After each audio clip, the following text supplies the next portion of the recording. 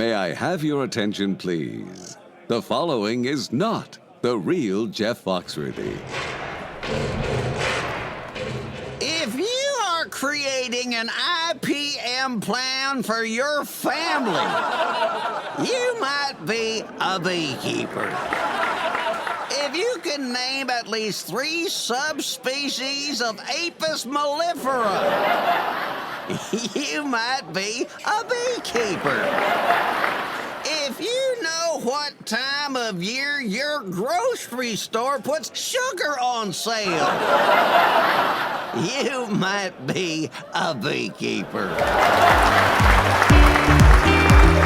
Welcome to Bee Love Beekeeping Podcast, presented by our good friends over at Mann. At Bee Love, we're all about honeybees and, of course, the beekeepers. And if you're on the beekeeping adventure, we would love to hear from you if you're just thinking about it. This is a great place to learn from real live beekeepers.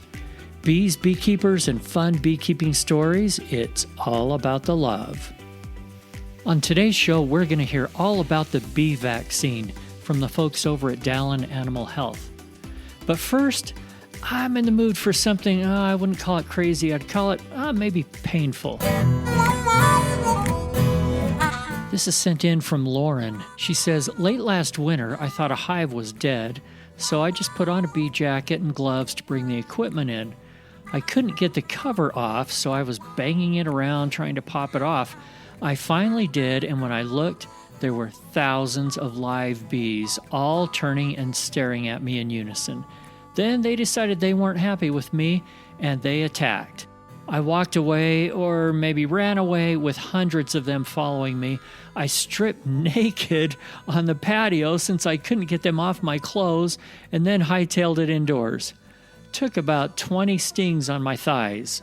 Luckily, she says, she was wearing a bee jacket and knee-high wellies. And here's one more from Bertie.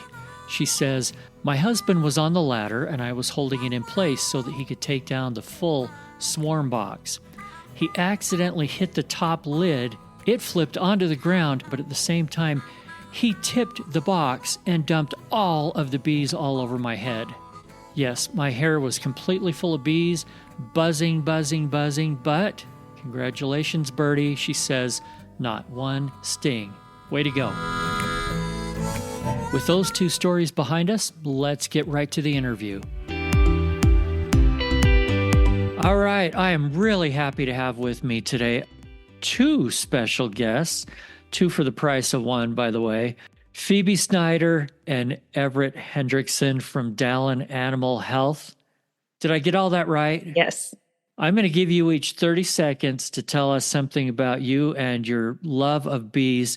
And then I want to jump into the science of what you guys do. So Phoebe, you go first.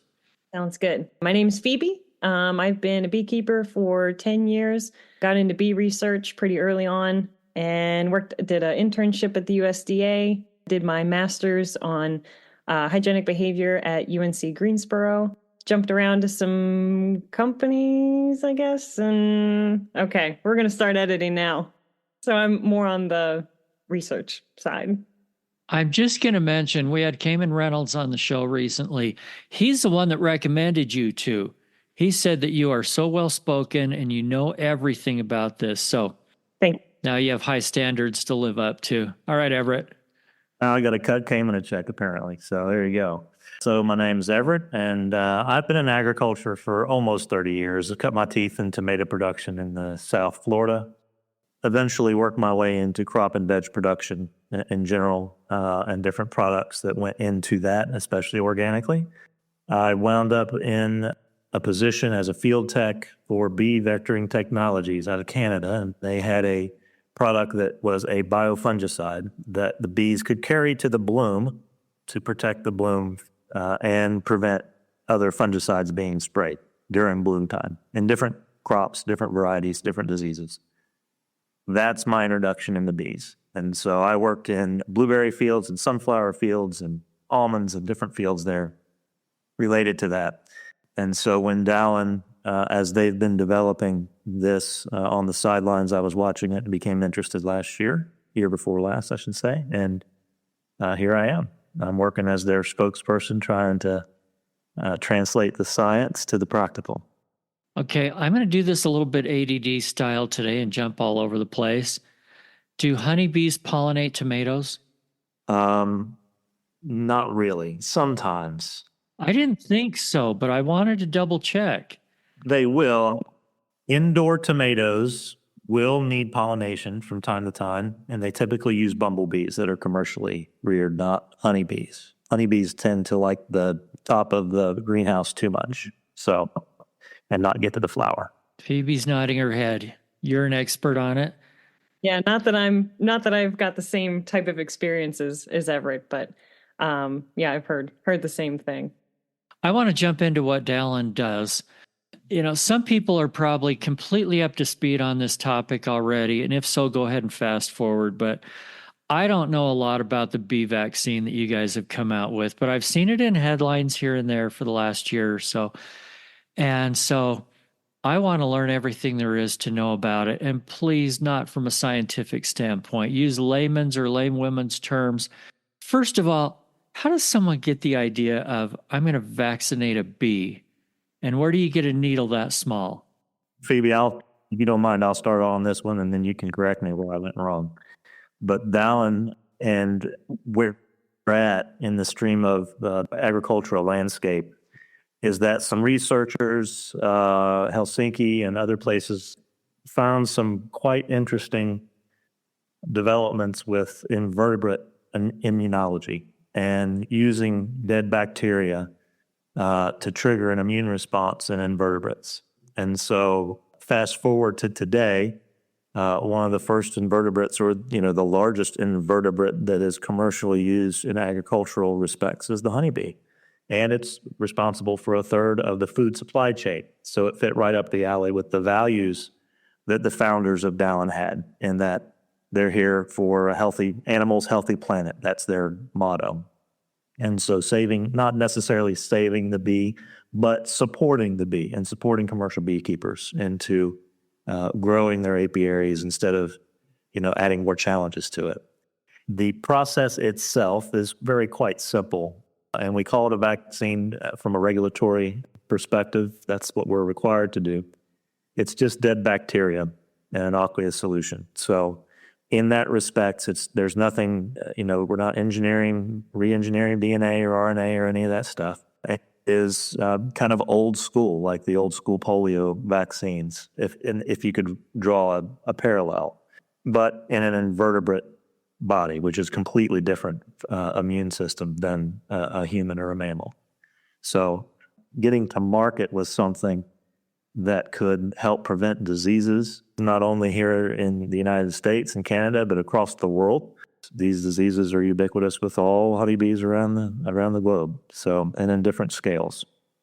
It was exciting to hear about and exciting to learn about. And we are still in our infancy as a company. We're only 7 years old. We're moving forward into the next generation of what we're going to be offering to beekeepers and other invertebrates. But in general, that's where the technology came from, was a research lab, and some bright minds got together and learned how to turn that research into something that could be profitable to the commercial market. Phoebe? Yeah, and maybe if I can add a little bit more on, without getting too sciencey and boring with it, on the mechanism. I just think it's so fascinating. So basically, whatever it was saying with the heat-killed bacteria, so nurses can consume this heat-killed bacteria, the vaccine, in a candy, and feed it to adult queens, and then that is synthesized. Basically, the vitellogenin, which is an egg yolk precursor protein, which helps basically with development of their offspring. So the certain molecular markers on the vaccine can bind to vitellogenin, and so when the queen lays her eggs, that vitellogenin goes to her offspring, and essentially they are primed against certain diseases. So American foul brood is kind of the first one we discovered that bees can be more resistant towards after being vaccinated. And now, as our field research is opening up, and we have our lab based in Athens that is doing a lot of the lab work, actually taking brood into the lab and doing these exposure experiments to measure how resistant they are. So it's really exciting. We're starting to see some protection maybe towards other diseases as well.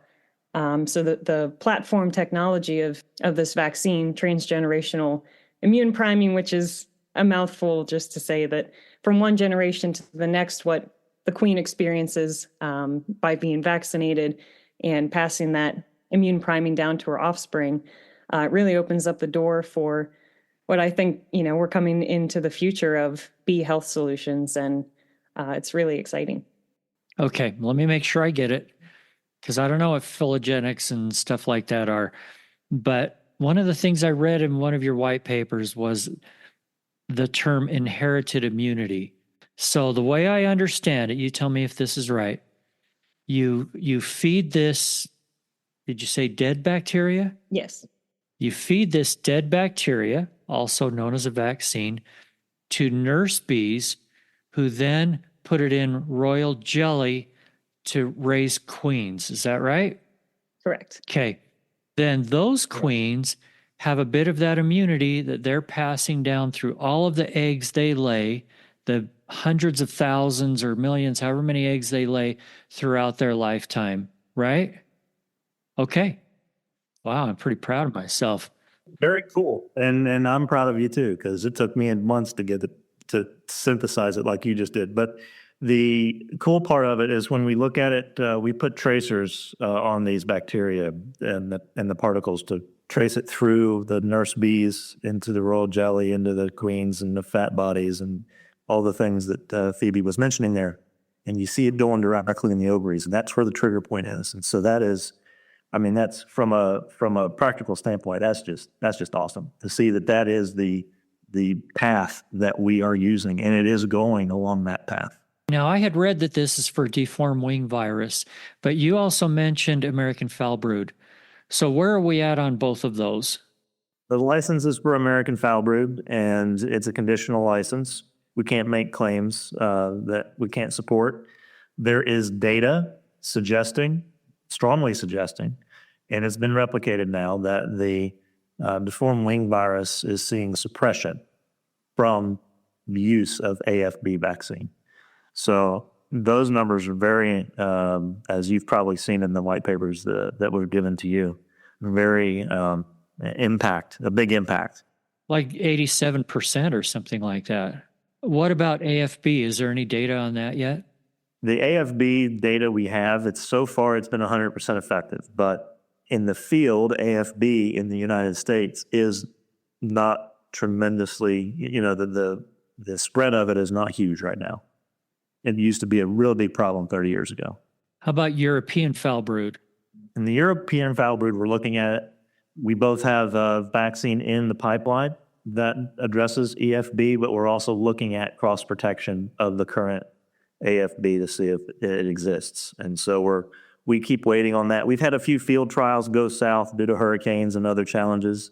So until we get some strong data, either telling us it's not or is cross protecting, we hedge our bets on that one right now. So Phoebe, I'm going to ask you this question. Do you guys see on the horizon a time when all queen bees are vaccinated for nearly everything out there, multiple different things from a vaccine?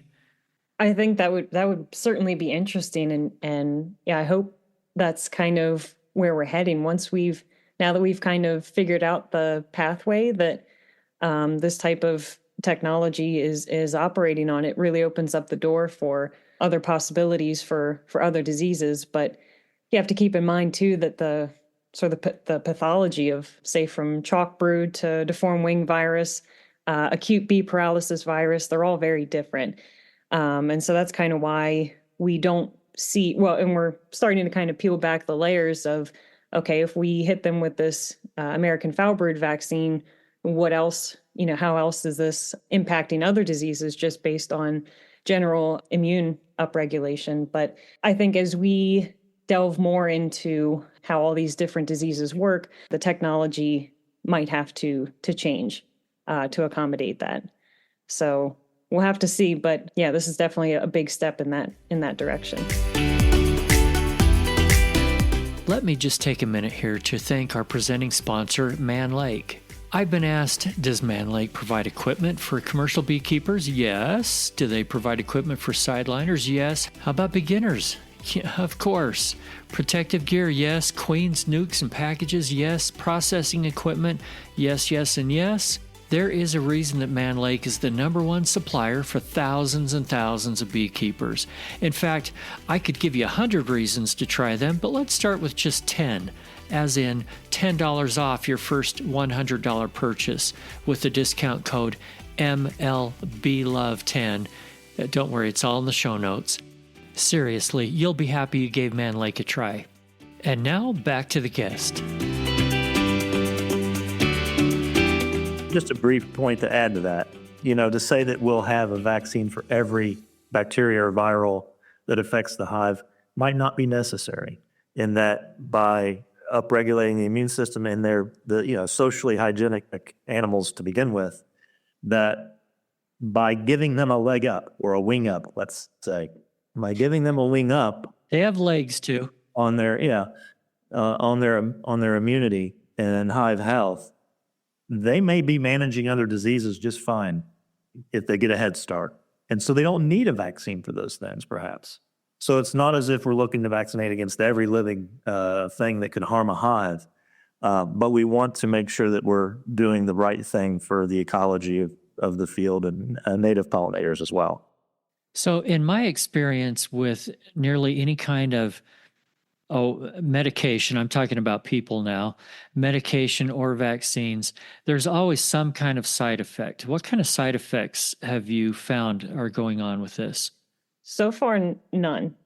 And that's something that Dalio Freitag has looked at in a lot of her talks.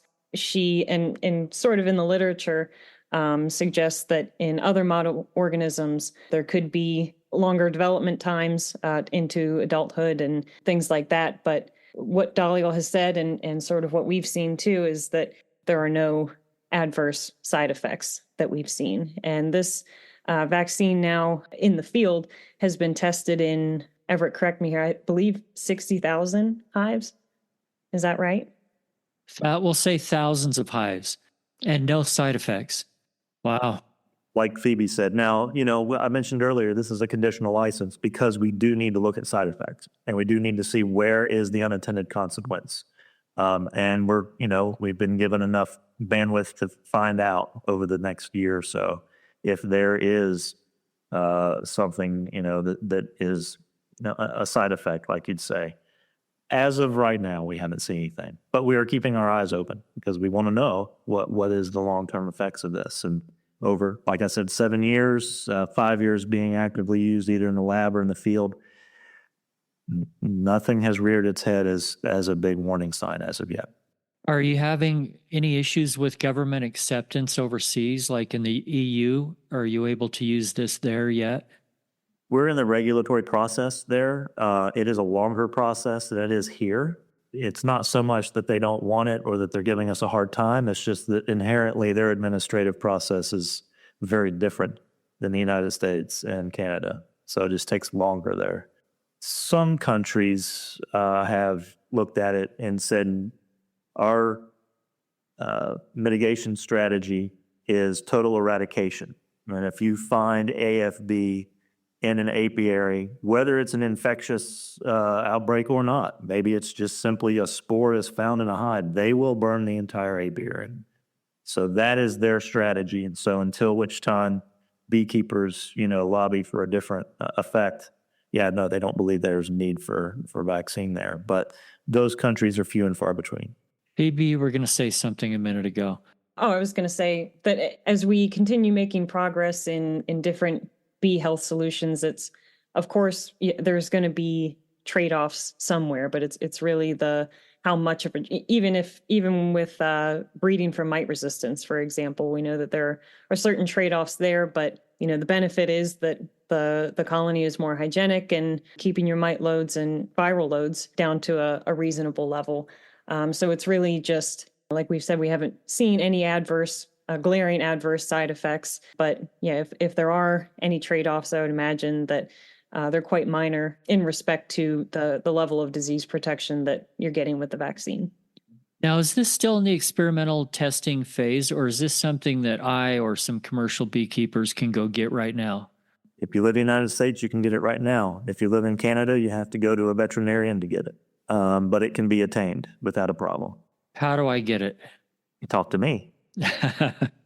Well, I've seen your website, and it looks like, correct me if I'm wrong, commercial beekeepers can get the vaccine. Do they need training to administer it?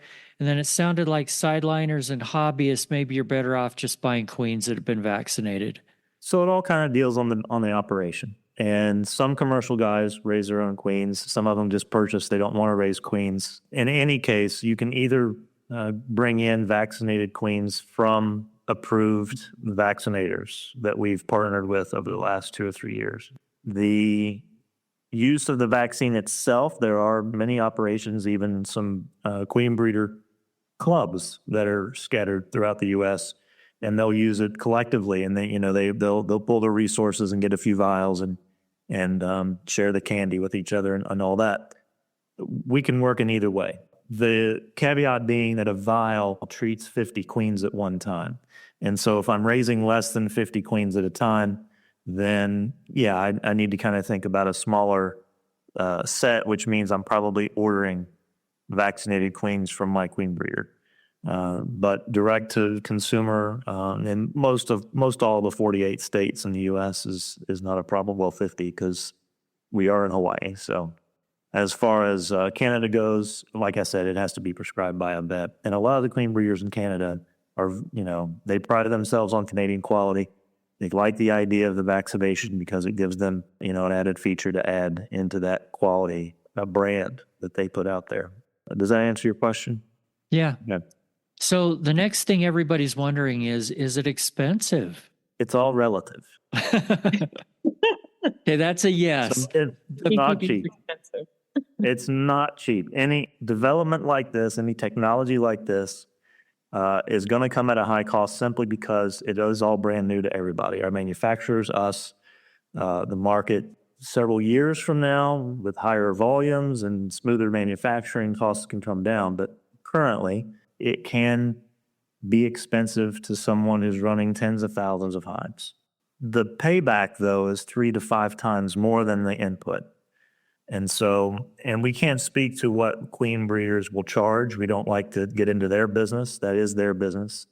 But you will see queens, vaccinated queens, on the retail market anywhere from $2 to $12 to even $18 on top of a conventional queen.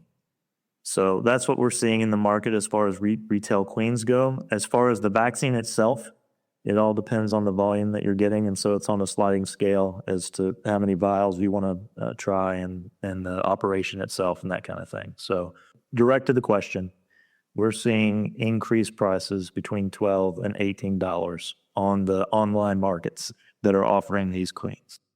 I don't know. That seems kind of fair because compared to having to replace the queen, that's less, especially compared to if the queen goes downhill bad enough that I'm losing a whole colony, that's a whole lot worse. So, yeah, doesn't sound that unreasonable to me, frankly. And by the way, you guys aren't paying me for this. No, that's right. No. Just so everybody knows, I'm being a little bit objective, at least a little bit here. Very good. So somebody mentioned varroa mites a minute ago. I don't suppose you have some kind of a sterilization tool for varroa mites, do you? Wouldn't that be nice? I think the vaccine is interesting in a way, since we were talking about deformed wing and kind of what that opens up and how that interacts with your mite loads. And of course, always practice good IPM and keeping your mite loads down. That's should be for anything, whether you're thinking about adding in a probiotic or feed supplement or anything. I think keeping your mites under control is number one. But, we know that even once you get your mite loads under control, we know that the viruses tend to lag behind. And this, I'm kind of saying this on the back of, well, if I keep my mites under control, why would I need a vaccine that protects against deformed wing virus. So we know that the viruses can lag, but also that they can persist even in low mite thresholds. So having that kind of extra layer, of course, me as a scientist and kind of having more of the background in mite resistance breeding, you're really setting yourself up well if you have selected stock for hygiene and the vaccine. You got some good stock on your hands then. What else do we need to know about bee health that you can enlighten us with? Just overall health, diseases, whether we have a beginner listening today or somebody that's been doing this 20 years. I have a feeling, Phoebe, that you know 50 times more than most of us do. So give us a little wisdom before we sign off. Sure. Yeah, I think being educated, there's so many great resources online. And of course, with it being the internet, there's always a lot of not so great information too.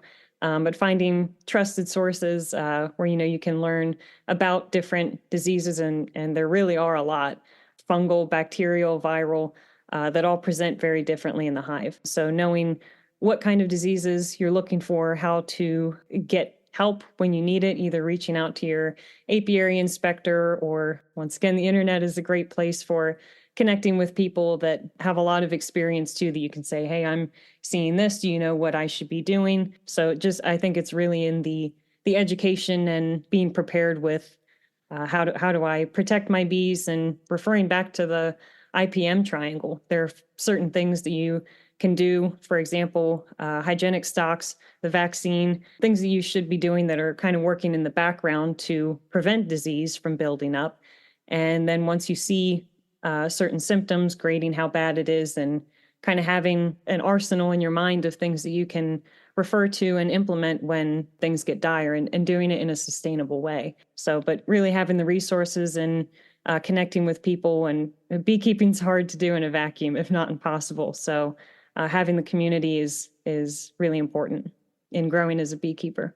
And two, from an industry perspective, what I'm seeing is, and unrelated to Dalan, other than, I like to take the credit that we popped the top on all this, but in general, there's a lot of exciting things on the horizon for bee health that are not just new iterations of old technologies. We're talking about groundbreaking use of amino acids for mite control that are coming online. We've got other feed-based products coming out regarding mite control. There's other companies that are looking at what can we do to help the bees now, because the spotlight is becoming brighter and brighter on the beekeeping industry when it comes to preserving bee health for the purpose of food supply chain, not because we're saving the bees or saving pollinators, which is all very important, don't get me wrong. But at the end of the day, saving the commercial beekeeping industry is a key in how we go forward in our current agricultural landscape. Until that changes, we have to focus on bee health. And some larger companies with some real big investment potentials that have been on the sidelines for years are now seriously considering coming off and investing in some of these technologies. That's exciting to see, because we need a healthy, robust industry to move forward and really be there so that we can get the food we want from our grocery stores. All right, before we wrap up, Phoebe, I'm going to give you the last word. You know what's coming. I've been waiting. A wild and crazy beekeeping story. Let's have it. So in 2019, I did a portion of my master's in Israel. And this was the first time I was ever out of the U.S. I was born and raised on a farm in Maryland, and it was crazy just to have that opportunity. But I was basically traveled there by myself. And so I was working with a couple scientists there, this lab in the middle of a mango grove. And they had taken off for the day. They were going to work with a beekeeper in the north, and I was to take care of the beekeeping that day, and I was running some experiments. And so the one scientist had left his dog there with me, and we're kind of, me and the dog were getting our experiments ready. And so I go outside, I have my beekeeping suit on, and I opened up the door, and there was a SWAT team there. And Leah, the dog, took off because there were gunshots, and I shut the door for a minute, and I was like, okay, did I really just see that? Leah just took off, and I'm trying to figure out what is even going on. I opened up the door again, and I made eye contact with one of the guys that was in the SWAT uniform, and I was like, okay, they're not going to shoot me, right? So I just kind of went on about my day. I was in the hives. There was probably about 50 of them there in this one yard, and they were hiding in the trees around me, and I could still hear gunshots going on around me. But in my mind at the time, I thought it was still, I didn't know if it was real or not. I mean, it was real, but in a real scenario. So then I get back to the lab like 4 hours later, and I got a text from the scientist that she said, "Oh, I forgot to tell you, the police were running a scenario today. They're just practicing. Don't worry about them." I'm in like borderline tears the whole time. Just slipped my mind, that one. I was there for 6 weeks, and, I had my samples, and I was like, well, if this is how I go out, this is in the name of bee research. I've never seen a terrorist wearing a beekeeper suit. I invite you to come along on my truck, Eric. I can show you a few. Yeah. Okay. Well, there aren't many beekeeping stories that involve guns, so congratulations. That may be a first, at least for this show. It definitely is.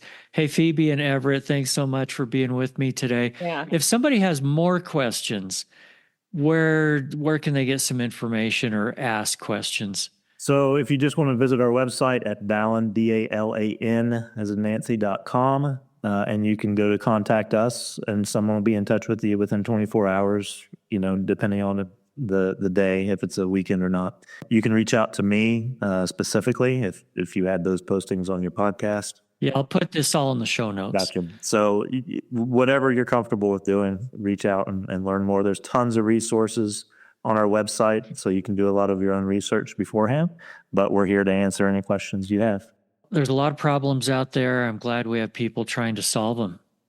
So thank you, and I have a feeling there's a whole bunch more coming down the road. Very good. Pleasure to be with you, Eric. Thank you. One quick story in the news here before we wrap up. I love creative beekeepers, especially creatively solving problems. Now, this story I found from the UK, and the headline is, "Our bees now have a fighting chance against floods." A brother and sister have helped their bees survive recent flooding by building a floating pontoon for their hives. Luigi and Sherry Capozzoli from Ilchester in Somerset lost almost all of their 10 hives during flash floods at the end of last year. Their loss inspired the pair to build a floating platform for their new hives, which saved the bees during Storm Bert and Dara this year. So the rafts, which took nearly a year to put in place, are made out of wooden pallets with 4 barrels wired underneath each one. They lift when water flows in, with scaffolding poles keeping them from moving downstream. Mr. Capozzoli said it was incredibly emotional to see their pontoon device working during the recent storms. Seeing them floating was incredible, a real achievement, he said. The bees are in decline, and we try and help them the best we can, hence why we came up with this device to give them a fighting chance, and it's worked. If anybody else out there has tried something like this, I'd love to hear about it. Reach out to me. Thank you so much for joining us here on Bee Love Beekeeping, presented by Mann Lake. Please right now hit those follow or subscribe buttons. And remember, if you're not just in it for the honey or the money, you're in it for the love. See you next week.